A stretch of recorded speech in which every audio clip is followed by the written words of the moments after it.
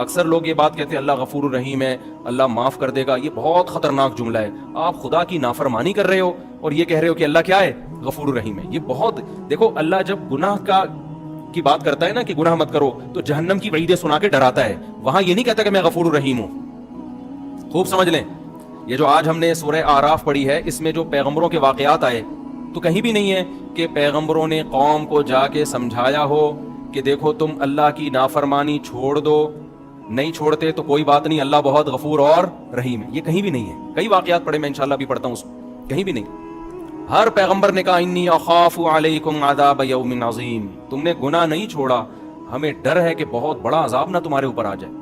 لوط علیہ السلام کی قوم کا واقعہ بھی آیا آج کہ تم ایسے جرم کرتے ہو، تم لڑکوں سے بدفعلی کرتے ہو، ہمیں ڈر ہے، مجھے ڈر ہے کہ اللہ تم پر آسمان سے کوئی عذاب نازل نہ کر دے. تو قوم نے کیا جواب میں کہا ہے؟ قوم نے جواب میں کیا کہا کہ بھئی لے آؤ اللہ کا عذاب. وہ کہہ رہے ہیں توبہ استغفار کرو، چھوڑو اس جرم کو، عذاب آئے گا.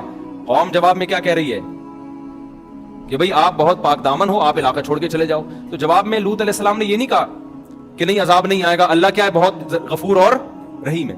ہمارے ساتھ مسئلہ یہ ہے کہ جو چیز جہاں کی ہوتی ہے ہم وہاں نہیں فٹ کر رہے ہوتے اس کو.